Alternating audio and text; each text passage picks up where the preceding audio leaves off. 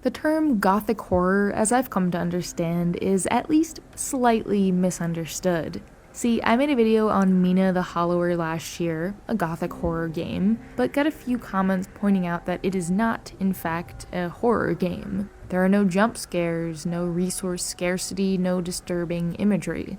And I agree, Mina the Hollower isn't a horror game at all, but it is a gothic horror game.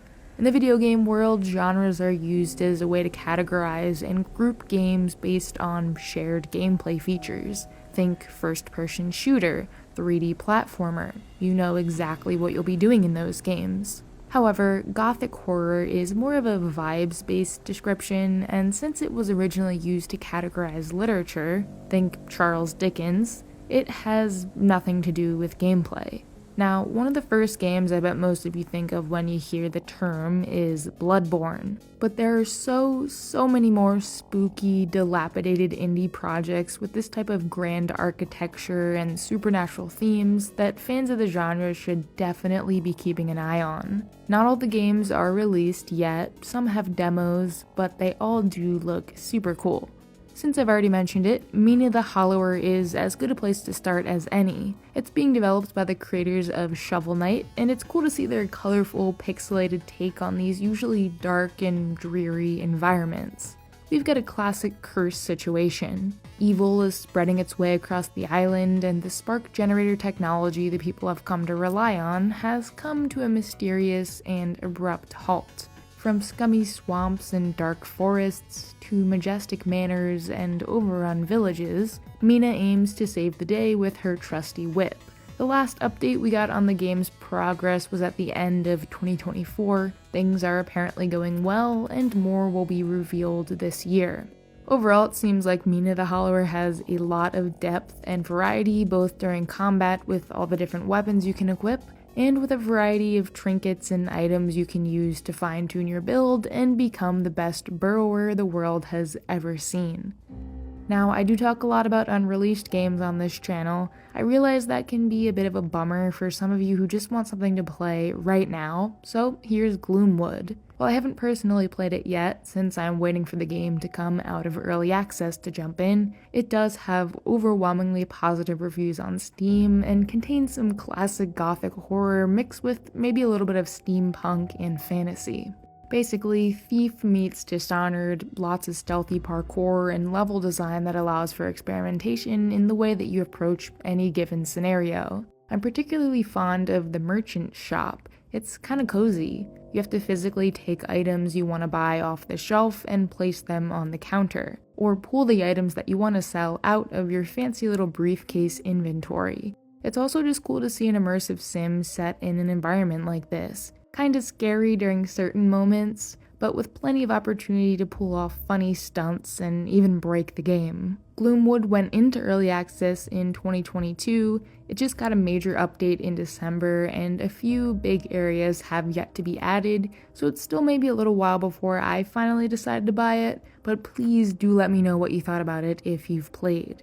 Both of those games, kinda normal for the genre. They do each add their own little flair, but Nowhere Manor is really pushing the envelope with this abstract illustrated style. It is quite the alluring demo on Steam and should be launching in Q3 of this year.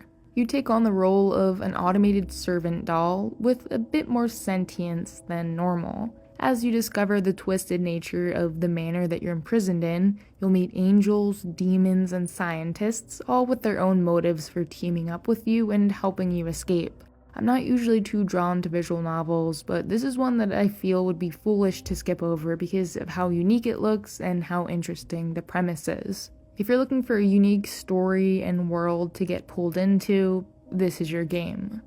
Sci-fi gothic horror. Probably not a mashup you ever expected to see, but Silent Planet so effortlessly combines the two, and unfortunately we won't be able to play it until at least the end of 2026. Definitely one to have on the back burner though, and as a little bonus, it's also a Metroidvania. The year is 2997, and you're searching for the Angel's Egg, an ancient artifact rumored to be the source of all life in the universe. As you infiltrate this underground complex on an alien planet, you unearth the remnants of technological and biological horrors created by a long-dead civilization. Very, very good stuff. Another one you can play right now, here's Demon's Tilt. I love pinball games, and this is one of the best ones out there. I know there is a lot happening on screen right now, that would be the shoot-'em-up elements, but underneath all the flashy effects are these occult-themed demon-slaying boards filled with bosses and secrets. Definitely want to check out for those of you who like to watch the numbers go up, and all you gotta do is look at the game really to know if you'll like it. And the developer just released a sci-fi themed game called Xenotilt last year if you're looking for another action-packed pinball experience to play after this one. Tearscape is the Zelda-like spin on gothic horror in this list. Not out yet, but it does have a demo on Steam.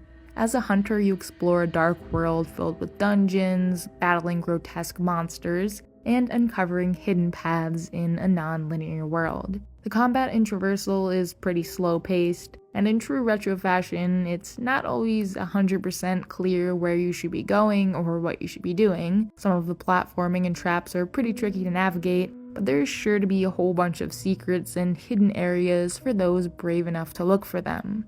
Yeah, that's Tearscape.